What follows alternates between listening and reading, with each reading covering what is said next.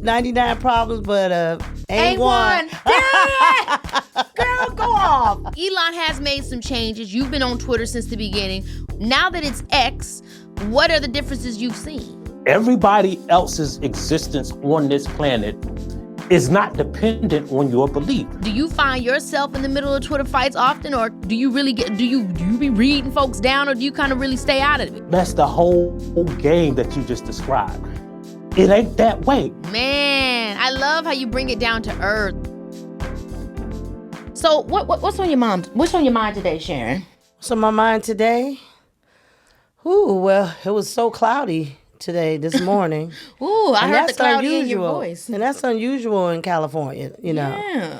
And so it kind of made me have like a little glum going on, you know. Wow. Because normally when you're out in California, it makes you feel like you can do everything, you know. It's like you're invincible, and that's, you know, one of the illusions out here, you know. It makes all this sun makes you feel like I can conquer the world. Well, what you're talking about is actually true. That's vitamin D. Vitamin D actually has been scientifically known to kind of help you be happy. That's why there's like seasonal depression in some of these other states that get a little bit more gloomier, like Seattle. That's one of the reasons why they say it's because there's always overcast. But it's funny with me. I think I can get a little masochistic. I think I like a little bit of the gloom. Every now and then, you know, I'm here for the vibes where I'm in the bed. I'm watching an old rom-com. You know, I just watched Ghost of Girlfriends Past with Matthew McConaughey. Really? I forgot that my girl Emma Stone was in there and stole Lindsay Lohan's life. I'm just playing. But yes. You are crazy. But yeah, I love a little bit of that gloom. But you know, they do. It's funny you said that, though, because when you were younger, I had an agent tell me that do all the movies you can. Every movie that she can do. And I was like, why? Because then you stop other people from coming up. So anytime there's a movie for a little black girl, let's make sure Keke is in it. Because then she can block from any other black girl coming up. Damn, I was like, that's a hell of a strategy. Take every role so no one else can shine. Like, exactly. Whoa. But I was just a parent that was just kind of learning. I was like, damn, that's a strategy that they're really applying here, you know. Yeah, they say people did that a lot in the music industry. Yeah, but I never did it. I always picked roles based off how they moved me. You know what I mean? I didn't say, let's do this role just to block other people. You know, that's ridiculous, but, you know, it is a strategy. Anything that's happened recently or that's been on your mind? I mean, obviously, Leo turned 8 months. That's been great. Yes. Leo turned 8 months. Yes. I'm too thrilled about that. I mean, he's just the most perfect little baby. Yes, he started to sit up. And I sang happy birthday to him. And he just looked at me like, okay, this is not real. I'm not one. But then I started singing the Miss Rachel song. He loved her. And you say, Mama. I gotta get her for the first year birthday. I know, every time I sing that, he smiles though, and then he starts looking for you. Can you say Mama? And then he's doing his face. Also, Larry's in town. Oh yes, my boo. What's been up with you and Larry? Yeah, my boo came to see me. You know, I be feeling sorry for some people, but I got a boo thing, and he came to see me. The shade is real. Yes. Sharon said, I got a long time lover. Yeah, I never had a problem, 99 problems, but ain't one. Girl, go off.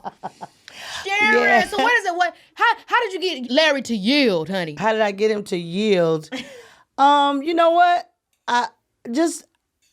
If yield means compromise and go along and support me in the same way I was supporting him, I think it's just by being strong. Just really knowing, I think just really knowing what you want to do and not really opening it up for discussion. Woo! You know, it's kind of like, I want to go do this and I want to do that, and I've taken care of the kids and my mom is going to watch the kids, or you've taken care of all the responsibilities or any reason why someone would say no. I know that's right. So now I've already taken care of where the kids are going to go. I've already, taken care of everything. what is your objection? If your objection, then there's something wrong with you. Because so you can't say, well, why aren't you taking care of the kids? And you should be here with the kids. Dumb Bam took care of that. My mother is watching them. My mother is someone I trust because she raised me, So, and then it's like, so what is the biggest mistake that you see young women make today when it comes to not being able to get that yield? Well, just from what I see and the young women that I'm around, some of the people, your friends and some of my other daughter's friends, I think one of the biggest things is that everybody talks on text message. Interesting. Everybody breaks up on text message. Everybody gets together on text message. There's no real connection. Mm-hmm. There's this phony texting going on. And then when people get tired of each other, it's like, oh, bye, see you later. Or they manufacture reasons. Mm-hmm. I didn't like how you looked at my friend. We're going to break up. And it's like, that's some bullshit. Not a lot of real communication, it's not a lot of real connections, not a lot of real anything. It's just all superficial bullshit. So I'm trying to figure out how you guys really making a connection. Man. I do think it will take being, you got to be in someone's presence. I mean, the power of the presence is a real thing. And also the power of the presence of seeing if somebody really is giving you 100% of themselves. I think a lot of times people do hide behind phones. People do hide behind, false identities. And then when they are then challenged with that, they don't know really what to do. So then they put it off on you. But I like what you said about strength, showing strength. Yeah. Being affirmative in what you've got to say. Because a lot of times people do want that energy, especially if that's the energy you give off. You give off a strong energy. Yeah. If you didn't lean into it, I would kind of feel weird. Like, I'd be like, well, what does she want from me to do? So I do think a lot of times, gender aside, lead with your strength. Lead with your power. I just feel and like... not in a bad way, in a good way, I just feel like you can't... Exactly. I just feel like you can't expect anyone to support your dreams and your visions when you don't know what they are yourself. Oof. So you're asking someone, you don't support me. Okay, what are you trying to do?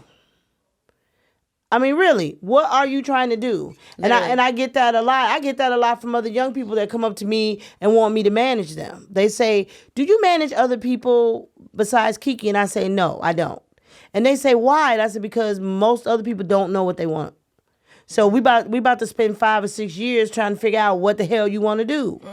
I don't want to go through that process. I don't want to go. If I found someone who actually knew what they wanted to do, most people don't. Or at least if you don't know what you want to do, I think be open in that. Yeah. A lot of times people like the whole pretending to know what you want and then giving people a brotherhood, sisterhood of confusion. Right. Don't nobody want that. Right. Okay. I'll be honest with you. I haven't watched too much lately. I did watch... obviously, the latest of the Love is Blinds.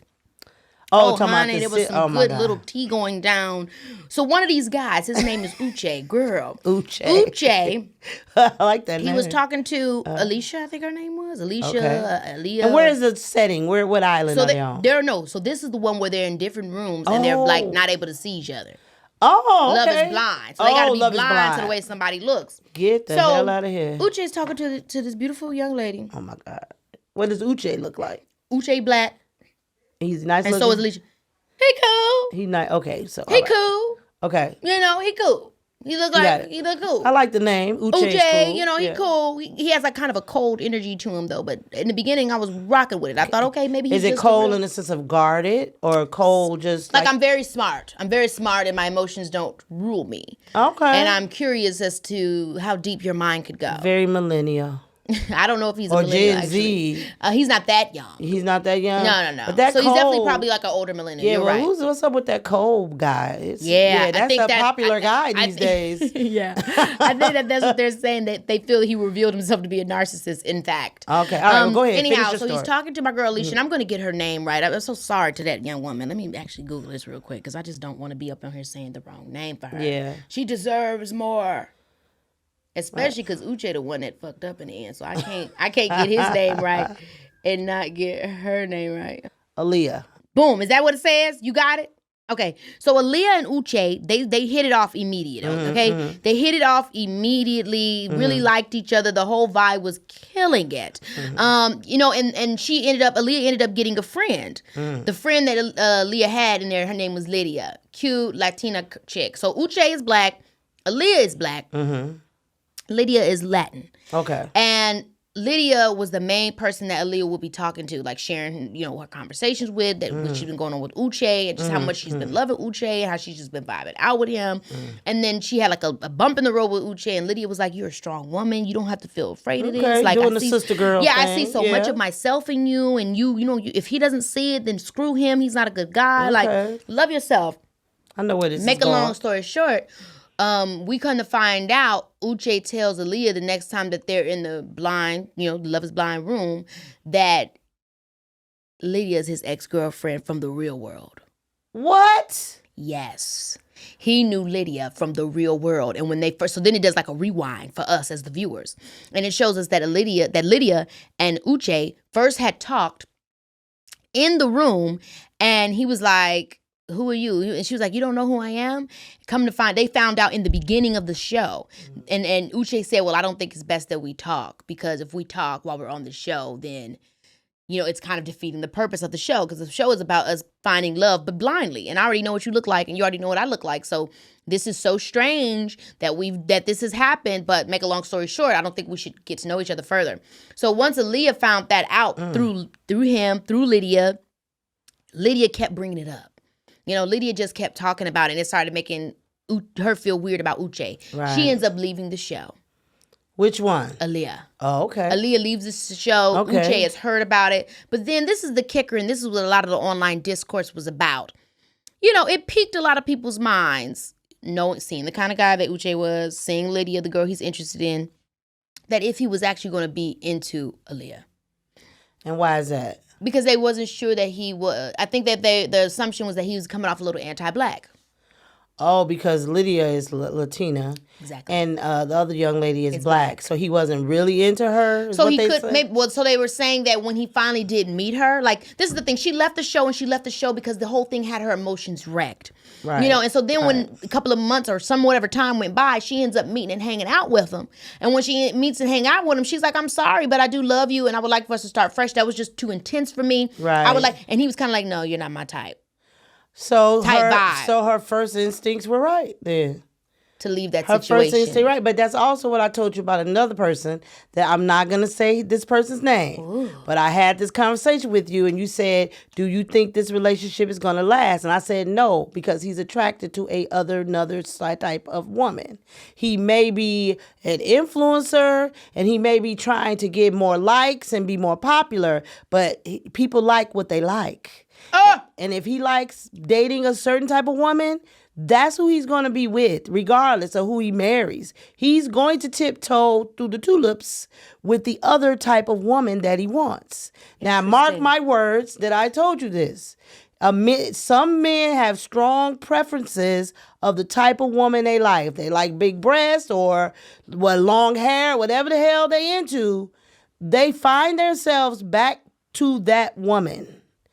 That type of woman. So why do they pretend otherwise? I mean, Love is Blind. I don't know why they play that game with themselves, but they usually end up, like my brother, for example. Let's get into it. All his girlfriends all look the same. They all look the same. I could name 4 of them and pull up pictures. They all chunky, light-skinned women. Sharon. They all of them. Am I lying? All of them. No. They all look the same. But then some people do end up with somebody different.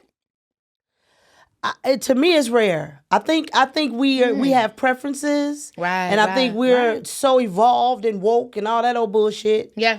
But when it comes down to it, we always go back to what we know, and we like what we like. And this person I was telling you about, I know you talking about. Yeah. Yeah. Trust me, that guy. But you know what? That's he has strong preferences. He does, and the lady he's with now is totally different than his. So what my his thing with that is this. This situation reminds me a little bit of the Ben Affleck situation back in the day. Okay. Remember Ben Affleck? He was with, he always seemed a little spicy. Yeah. You know what I mean? Yeah. He was with, Jennifer Lopez, and they was all in love, and then things started to shake, especially at this period in time where people were really kind of like, I mean, we always have racial stuff in America, but this was also like, this is even more dated. It's even more like, people are like, what are you doing with him, and what is he doing with her? She had just come off being with Diddy. Right. He had just come off just being kind of like this, I am, this bachelor in Hollywood type, white guy, bachelor most guy. sexy guy. Right. Yeah. And then he starts dating Jennifer Lopez. Everybody's kind of like, that's not who we want you to be with. Right. And then next thing you know, we see him with Jennifer Gardner. They're giving all-American traditional love. And then he somehow found his way back to Jennifer. Now, so speaking to what you said, you feel like that was kind of always what he was into? Yes. Let's think about it. He came from a similar town in Boston. He came from the streets. Yeah, but that's what people always put on you. Yes, I absolutely think that he let the pressures of Hollywood and what a publicist and what, people tell you got him away to that relationship, and I'm happy that they found their way back and all that stuff, and that's good stuff. But yes, I do. I honestly think that, and like I told you, everyone looked at Whitney Houston and Bobby Brown. It was all, oh my God, why would Whitney marry Bobby? Because she's from Newark, and he's from Boston. I mean, they had a lot in common. Yeah, it's just about sometimes people having the same, not even about color or race or whatever, but it's just about like culture. Right. We come from a similar background, like you get it. You know what I'm saying? Like if I grew up with a silver spoon and you didn't, it might be hard for us to connect. Right. It doesn't mean we can. It doesn't mean the opposites on attract. But like sometimes when somebody knows what it's like to build from the ground up or to, go to the bodega down the corner. I mean, I don't know. But whatever it is, it's interesting. I just think, and again, I don't know everything, but I'm 56 years old and I've seen a lot of shit. Mainly, people have very strong preferences and they stick to them. So what they were try yours? to act like they don't. I never wanted a fat man because 2 fat people don't work.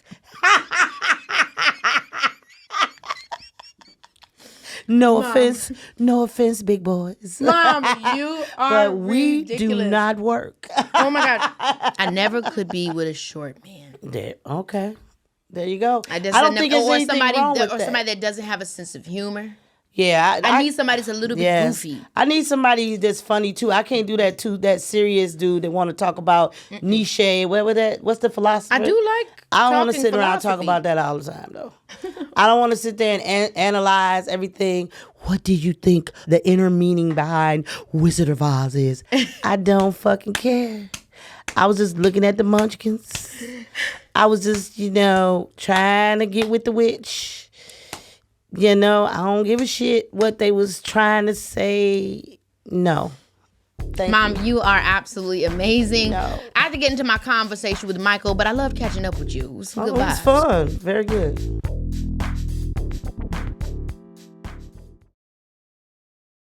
Baby, this is Keke.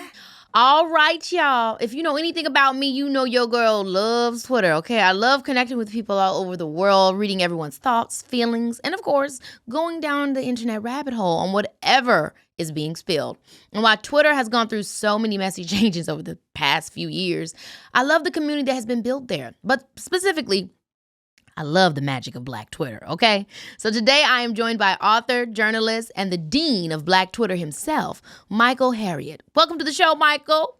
Thanks for having me. I feel like I'm meeting a cousin that I knew, but I never met before. So thanks for having me. I know exactly the vibe that you're talking about, and that makes me feel good that I sit in that place. But I'm excited to get into it with you. So for those who maybe don't know, can you describe what Black Twitter really is, right? Because it seems like it's a place, but it's a vibe. It's a community. Right. Black Twitter is like where Black people communicate with each other online. It's not necessarily always on Twitter. Like Black Twitter is on Facebook. Black Twitter is on TikTok. Black Twitter is on any social media network. Elon Musk doesn't own Black Twitter. We own it. And it's just how we communicate with each other around the world. Oh my gosh, I love that. How do you feel like Black Twitter started? What was the first place where people started to really recognize this community that you're speaking of that is everywhere? How did it become Black Twitter? I think it started as soon as Twitter started and Black people found out, hey, I could talk to somebody. I'm in New York and I could talk to somebody in LA or Mississippi or South Africa. I think, it's just like how we gather at a lunch table in the lunchroom. Like we just made our own space in a space that already existed. But I think it started about 2012. when we started making jokes in real massive quantities about partly because of the election of Barack Obama.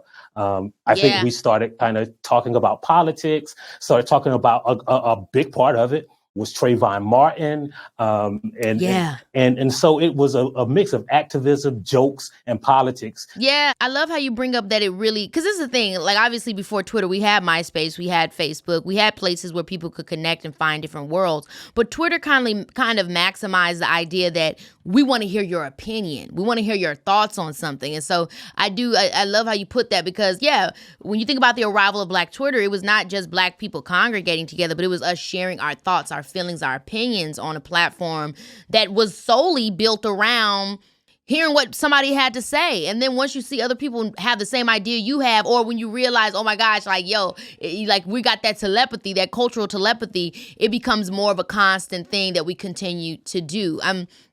Why do you think that Black Twitter, even over the course of time, as Twitter has changed, how has it not even just remained like a thing, but how has it continued to grow? I feel like the conversation around Black Twitter has even become bigger through the changes of Twitter and the changes of social media. It's like Black Twitter has become, its own identity. Yeah, I think just us finding out all of the ways that we can use Black Twitter is why it grew, right? Like, so I would cover protests and people would say we were meeting here and it would be on Black Twitter and there's no way for anyone to stop it. So it was partly protest, it was partly activism, it was partly hearing the same thing going around in different communities around the country, right? Like, you could crack a joke about your mama or your aunt or your neighbor. And somebody down south would be like, oh yeah, man, I feel the same way. I'm going through the same thing. And so when people started realizing how connected we were and how we could use these connections to embellish each other in our existence in this country, I think that's how it grew. So how does somebody get involved with Black Twitter? Okay, let's say somebody, maybe they Black, maybe they not. What is the entry point to being a part of the Black Twitter conversation? Like, you got to know who to mess with. It's just like anywhere else. You can't just move to a neighborhood and be like, I'm from the hood now because I got a house on this street, right? You got to know the people. You got to meet the people. You got to know who to follow. It's not like a hashtag or a list of people that you can follow and be like, it's so true. I'm part of Black Twitter, right? Like, remember when we were saying that we were going to get superpowers on December 21st and like nobody knew nobody even knows where that started from. Or remember when they were playing that Shirley Caesar clip about greens, beans, like nobody. Potatoes. Yeah. Like, you just got to be part of the culture. And because you're already part of the culture, that just transfers to social media. So, what's your approach to Twitter? Because obviously, you've been doing this. You're like the historian of this, but Twitter is a tricky platform. So, when it comes to, remembering your first introduction, how has it changed over time and how has your language gotten better to communicate with people on the platform? Well, so I'm lucky enough to have always worked in Black spaces. So I never had a need. I could always say what I wanted as far as it relates to Black people. I never had to kind of temper my speech. So I don't say speaking to assimilation or code switching. Right. And so I don't even say that I'm speaking for Black people, but I always feel like, you ever been in a room and you heard something and say, did anybody else hear that? Or did anybody else see that or feel that? Like, I can say, like, y'all ain't crazy. This is what is actually going on. And when I say it to Black people, it kind of confirms it. And so that's where I think the space that I occupy is on Black Twitter. And so you become the dean of Black Twitter. That's the name that they've coined for you. But I wonder, for me, and I think any Black public figure or somebody that people are watching, the weight of representation of whatever title or role that you've been given, it can be heavy because you don't want to defer from what people's expectations are from you, but you also want to be able to remain your true self because that's what even made you be the person that you've become. How does that feel for you? Do you feel pressured or, oh, I say the wrong thing and then Black Twitter's going to cancel me and now they're going, because that's the other thing with Twitter, right? Once people see you rising and people love you, then there becomes this air on social media where people want you to not be who they thought you were. So how do you grapple with that? Well, so first of all, I don't even believe that cancel culture exists. Like people, have to face the repercussions for something they said, and people don't mess with you because of that. Then that's like real life, right? Like people, sometimes you say something stupid and people are like, I can't mess with him because of that. But the real reality is, right, like one of the things that and Black people in public facing jobs know is that like a lot of times when you make white people mad, you know that you're kind of on the right track and doing the right thing. But as far as Black people are concerned, right, the key to Twitter and the key with all social media is this: when people agree with you, sometimes they'll say, yeah, I agree with you. But the people who don't disagree with you are always going to be louder, and they're always going to get on their Twitter feed and say and scream at you. And you'll think, well, everybody disagrees with me. Nah, because everybody else just nodded their head and kept going about their business. And the mad people and the dumb people are the ones who are raising all the ruckus. So just because people are screaming at you on social media don't mean you're wrong. Don't mean you need to retract what you say.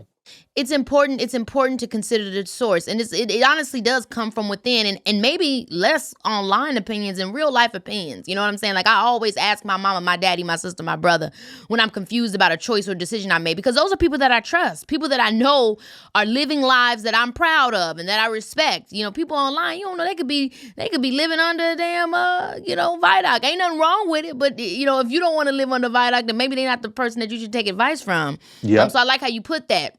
Yep. Now, a lot of people have different opinions about Black Twitter, and I see Black Twitter even can turn on itself. 1 minute Black Twitter is saying, oh, this needs to be imploded. This is the worst thing to society. And then other people are like, oh, Black Twitter, man, when I woke up today and I came here and seen what y'all was talking about, y'all gave me life. I mean, what are your thoughts on when you think about the positive impacts of Black Twitter? And if maybe you don't think there are any negative impacts, but just when you think about the conversation around the importance of Black Twitter or is it more harmful or damaging? So it is both of those things and none of those things, right? So you've been to a barbershop or a beauty salon where people in there were saying, hey, the aliens are coming or, something stupid, right? And it is not going to, kill Black culture because there's some stupid people doing some stupid stuff. There are a diverse group of Black people in this country and in this world, right? And who you choose to pay attention to, just like you said, right, is how you judge the thing that you're on, the platform that you're on. So just because Black people are saying something stupid on Twitter doesn't mean that we need to get rid of Black Twitter, right? Because the next time, because a lot of it is useful, right? We would, like white people would still think like this police killing thing was sporadic and very random until they saw it on their timeline all of the time, right? So it's useful. It tells, or the conversations around cultural appropriation and cultural appreciation, you know what I mean? Like all that stuff. It's education. It can be educational as well. But this is the thing. You're a very intelligent person. I don't mean to say that everybody's not intelligent, but everybody's at different levels of their intellect. Some people are at the beginning. We got kids online. We have, adolescents online. And I think this is a big conversation, not just around Black Twitter or but the internet itself. How much, or I'll give it two ways. How much of it is, actually, I don't want to give it two ways. I'll just give it one way. When it comes to you being a person online, this could be anybody listening. I'm curious as how you decipher from what you want to lean into and what you don't. When you read something, what are the deciding factors of if you're going to allow that to affect you? Because I do believe a lot of people get online and they don't know what's real or what's fake. They don't know how to decipher for what should actually get their attention. So how do you, when you're online and you're deciding to see what's going to, give you that reactive stimuli, what lets you know what to believe in and what not to? Well, one of the good things about, Black Twitter or social media in general is that it is online, right? Like, so when you hear somebody say, you're going to start getting cell phone signals in your arm if you get that COVID shot, Like you're on the internet, you can look it up. You can see what doctors say. You can see what microbiologists say. You can get some of the best information. And so big part of it is critical thinking, not just taking the word that you see online from some random person on Twitter, but you get to see what actual professionals, people who have thought about the subject, whatever subject you're interested in, think about it. And then you get to make your own decisions, right? So you hear the best, but you get to hear the worst also. And I think you get to judge and make up your mind, not just from somebody you heard in a barbershop, but from people who know what they're talking about. But I love that. I love how you put that because, you are on your phone. You are on the internet. Instead of just stopping there and running with it, critical thinking. I mean, I do think that it has to be said sometimes. I think a lot of people do just read what they said or they look for that new thing that Elon has on there that tells you something is fact or fiction. And sometimes it does you good to do more research elsewhere. And speaking of that, Elon has made some changes. You've been on Twitter since the beginning. Now that it's X, what are the differences you've seen? Yeah. Well, first of all, it is, I ain't gonna never call it X. It's Twitter to me. It's gonna always be Twitter to me. Like his mama named him Cassius. I'm gonna call him Cassius. But but some of the changes, right, have been just like downright stupid. We've seen more hate speech. It's quantifiable because a lot of what he did is, amplify people who pay money. And we know that, just broadly, right, who has more money, right? More conservative people, more white people, more people who have the ability to spread hate. So it has been more hate on Twitter. But, some of the changes he implements are just to satisfy Elon Musk, right?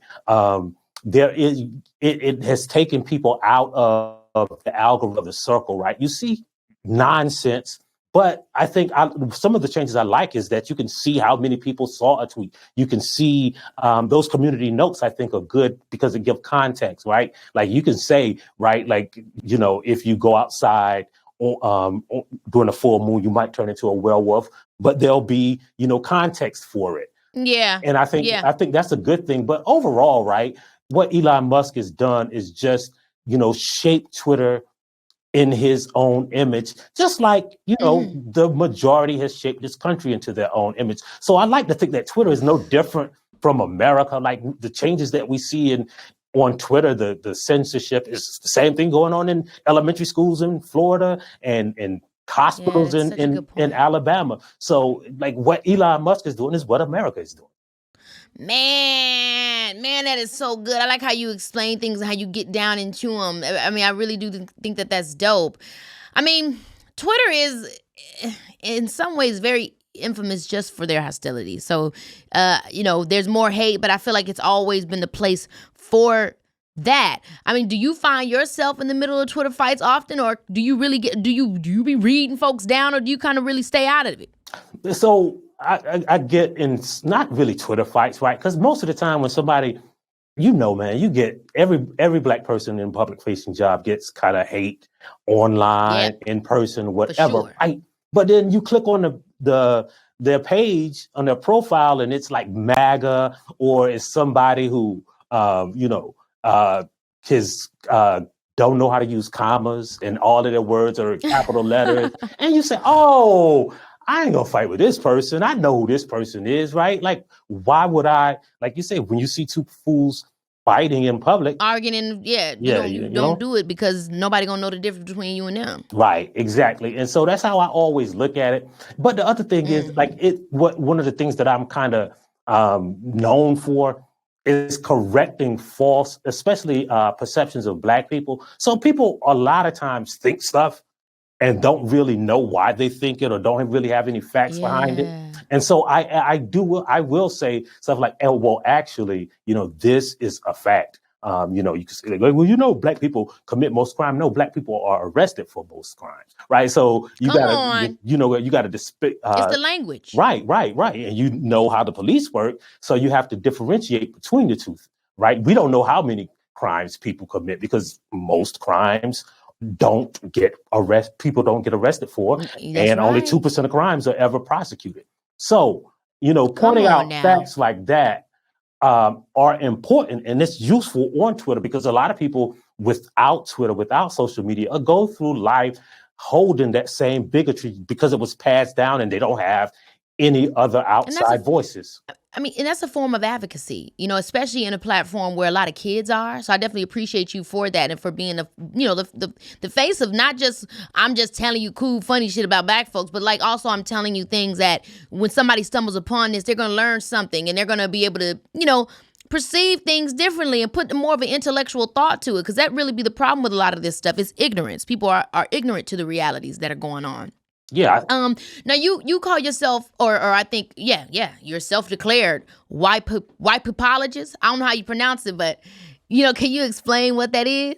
Yeah. So I always in writing about race, and studying racial issues, my belief is that you cannot understand like America's peculiar identity and delusion with race by studying Black history or Black people or Black culture, right? Because Black people didn't create the idea of race. We don't perpetuate white supremacy or racism. So to understand race, you really have to understand white people. And, it's a kind of a joke, but it's really true because one of the things that we don't understand is that, everything that we view is through a racial lens is just through the lens of whiteness. And so when you say Christopher Columbus discovered America, what you're saying is that, America was discovered when white people got here because Asians were here first and natives were here first. Like, so it's just talking about race and understanding race, you have to understand the people who perpetuate the dynamic. And that's why I call myself a white peopleologist. It's kind of a joke, but it's real. Okay, so then do you think that that's America? Or do you think that's everywhere? Do you think that that perspective is the most because when I know that people have classism and racism and elitism and all these different kinds of things. There's always an ism somewhere, right? But I do sometimes wonder if being an American, that is why I'm always seeing things through the eyes of racism and racism oppression because of America and what America was founded upon. So when you think about that, would you say that it's an American thing or is it a worldwide thing for you? Well, in this regard, it's unique in America because it's so ingrained in economics and politics and in society, and that's because America is relatively new, and we were created not just after the idea of race was created, partly because of the idea of race, right? Like we can say this was a democracy and this was a country that was predicated on freedom because of the idea of race. We could exclude just systemically all the black people. Like, we're a democracy. It don't matter what the black people don't matter. We're based on freedom. The natives don't matter, right? And so it's peculiar and it's distinct in America because you think about England, there is racism, right? But that country existed hundreds and thousands of years before the idea of race was created, whereas America was founded on that idea. And that's why I've had to express that to people. I've had people that were friends with me that were from other countries. You're always talking about race. I'm American. That's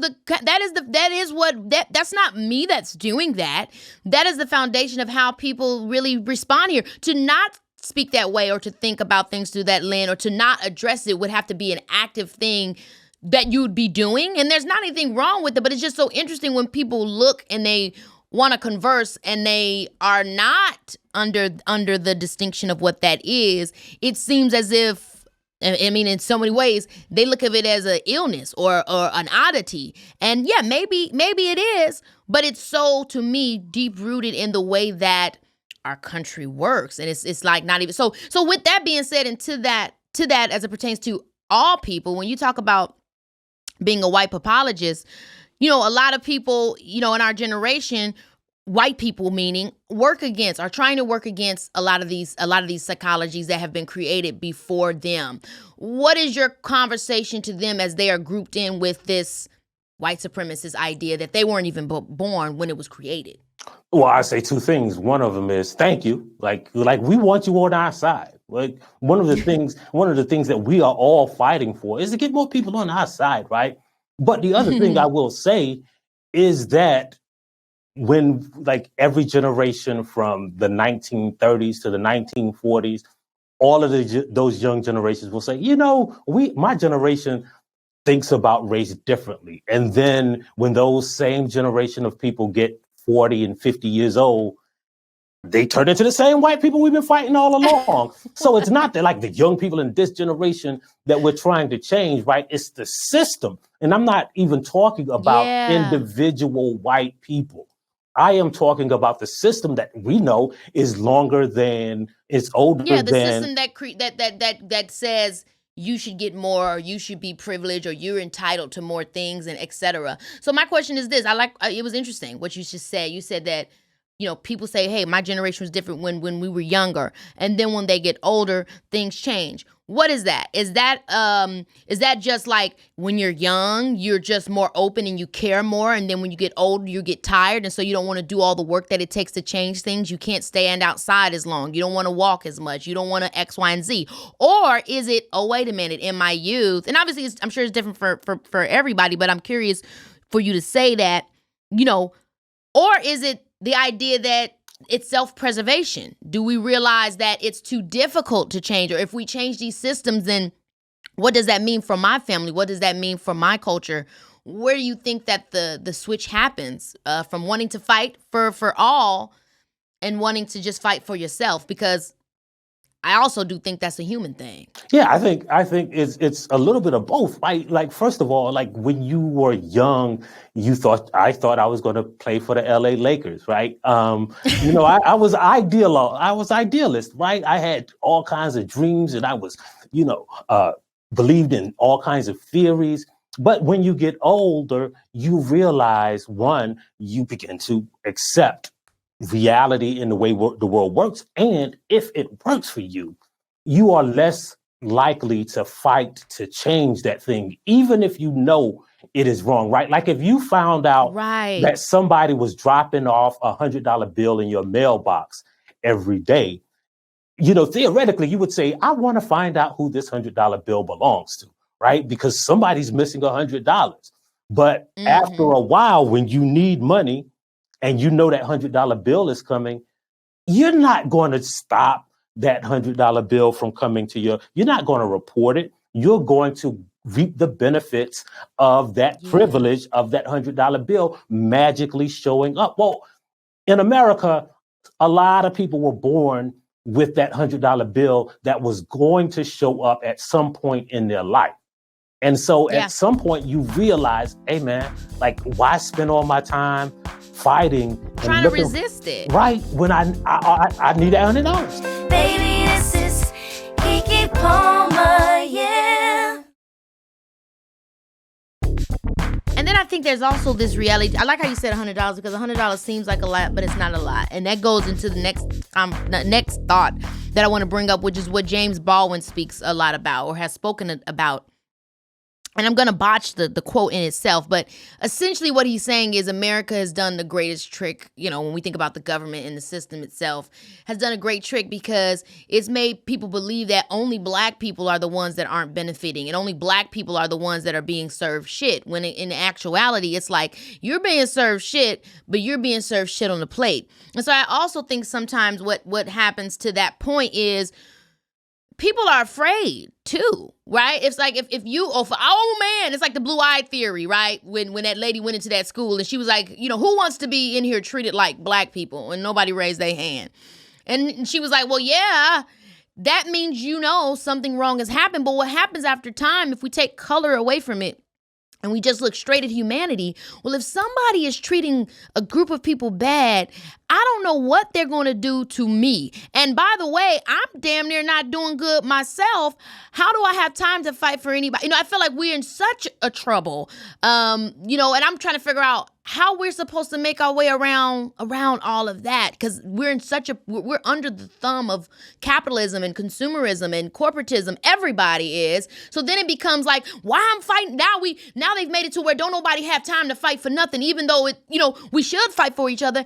It's like in order to fight for you, I'm hurting me. And if I want to fight for trans rights, then I got to go against women. If I want to fight for black rights, then I got to go against white people. It's like they put us in a position to where again, the government has, the systems. It's so rudimentary and not really built with true nuanced construction. You do end up having to be on some dog eat world. But see, that's the game, right? That's the whole game that you just described. It ain't that way, right? If you join the fight for anybody's liberation, whether it's trans people, whether it's black people, whether it's any marginalized group, what they are afraid of happening is us building a coalition that can really give rights and privileges and actual freedom to all people.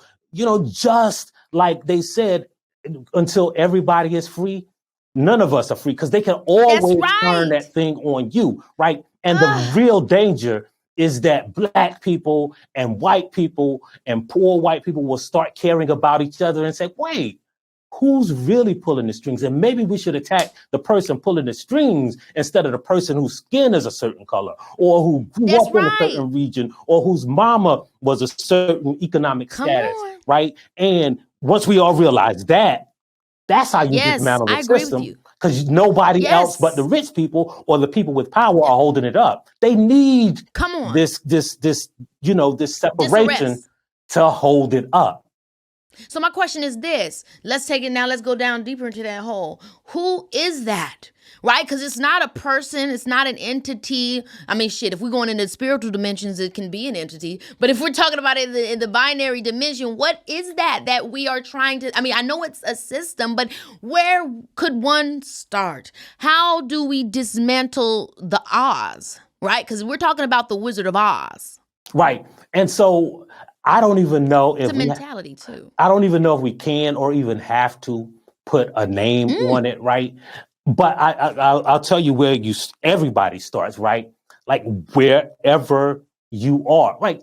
So one of the great things is that it's always easy because we know the right thing to do, right? We inherently know what is right and what is wrong, and the easiest thing to do is to do what is right by other people, not for yourself, right? The easiest thing to do is to consider other people. Take the trans issue, for instance, right? Yep. Why would you want to restrict somebody else's identity because of what you believe, right? Like, Amen. Everybody else's existence on this planet is not dependent on your belief. So give everybody else the freedom that you would want for yourself. Like there's a Bible verse about That's right. Like treat your brothers, you would have them do unto you. But people always ignore that one, right, and then try to make you do the one that that justifies hate. That's the thing that's so upsetting is, people will try to justify hate before they'll justify loving somebody. If there's a verse where it tells you to hate someone, there's a verse that's also going to contradict that and tell you to love somebody. Do unto others as you want them done unto you. No one is able to judge another. You are not suited for that. But people listen and go where they think they're going to go. But to me, it's like easy. Love everybody. Love everybody, unless somebody is literally trying to bring harm to you. Love everybody, wish well for everybody, hope and pray freedom for everybody. Because how does that harm you? But then there's a lot of projection. There's a lot of self-hate. There's a lot, we're not even getting into the nuances of why sometimes people don't want you to be free. It's because they feel like they're not able to be free. So then they want to just hold you for the simple fact that they feel held. And then there's a whole other psychology, right? Right. And this is part of it is we got to discuss the indoctrination and just like the inherent belief that like one group of people are bad and one people are good. And what that depends on is how you were raised and where you grew up and who your parents were. It's so complex. But at the root of it all is your decision to allow other people to be free and to do unto others as you would have them do unto you. Like, it's not even a religious thing. It's part of sharing this world with other people, right? And other beings, period. Whether it's like, I feel the same way about animals and like except sharks. I don't like sharks and crocodiles, but everybody else, right? I wish them the ability to be as free as they want to. Sharks, you got to stay away. Crocodiles don't come out of my house. Well, Michael, this conversation has been so insightful. I value your time and your expertise. But before we say goodbye, we're going to play a little game called But the Gag Is, where I'm going to read you a common phrase we hear about social media, and you're going to tell me your honest and possibly unpopular opinion on the subject. You ready? Yeah, I'm ready. Okay. Now, I just want to make it clear these are not my opinions, just opinions we tend to hear when it comes to social media. So, no harm, no foul. Here we go. Elon Musk has ruined Twitter. But the gag is Twitter is just America on a telephone screen, on your phone screen or on your computer, right? Like Elon Musk didn't do anything that Thomas Jefferson didn't do. You just get to see it online. Ooh. Okay, Twitter is too overrun with trolls. But the gag is... The trolls exist in real life. They're right. We call them Karens. We call them, magas. We call them aggravating people. You ever been at the club and a dude kept trying to buy you a drink, I love how you bring it down to earth. I think that's so important because a lot of times people give the internet too much power, and it's like it's just in real life in a new form. Right. Like we call them bullies in high school. But they exist in real life. We just get to see them on Twitter. Oh, yes. Okay, there's no such thing as tweeting too much, but the gag is. There's no such thing as tweeting too much, but there is such a thing as doing too much on Twitter, right? Like, I know that's right. I love how you put that. Like, you ain't got to live stream your date at the Cheesecake Factory, right? We don't need to know how many oysters you ate, right? Oh my gosh, that 48 oyster things was insane. Damn, mama could eat down. Right. Just imagine eating 48 oysters while you hold the phone. Like, nobody ever mentions that part, right? She was holding the phone and eating 48 oysters. I don't know if I should admire that or deride it, but... Okay, people who are not Black can participate in Black Twitter, but the gag is... Just know who you are and where you are, right?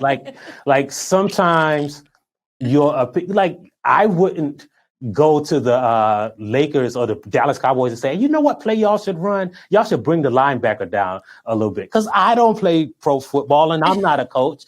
And Black Twitter, you should use the same attitude with Black Twitter, right? Like, you can watch, you can laugh, you can enjoy the memes, but don't try to coach. Okay. Gen Z doesn't care about Twitter, but the gag is. Gen Z is just doing Twitter on TikTok. Gen Z is just Gen X is just doing Twitter on Instagram. Everybody got a Twitter. And Facebook, child. Right. For real. My grandmama doing Black Twitter on Facebook, sending me memes that don't even relate and recipes. I love it so much because my dad does the same thing. Okay, social media is bad for society, but the gag is. So without social media, you wouldn't know about America's police problem. You wouldn't know a lot that you know about politics. You wouldn't be able to reach out to people across the country and across the world. So everything that exists is dependent on how you use it and how you regard it, right? Like, a knife can stab people and it can make a peanut butter and jelly sandwich. But knives aren't bad for society. How we use them is bad for society. I love that. Okay, people who spread fake news should be banned from Twitter. But the gag is... If we banned everybody who spread fake news, we'd have to ban Ron DeSantis from this country. We'd have to ban a lot of people. like it's up to you to decide. And look, again, you are on the internet, right? Like, go to Google, right? We can't stop people from saying lies, but we can determine what the truth is. I love it so much. You are amazing. This conversation was so insightful. I thank you for coming on here and talking with me. I look forward to the next time. Oh, I do too, cousin. We cousins now, like, officially. Cousins, period. Right. Yes. I hope you guys enjoyed the conversation as much as I did. Maybe you liked it so much, you might just have to tweet about it. I have some scrolling to do. But I'll be back next week. Until then, you know it's your girl. Baby, it's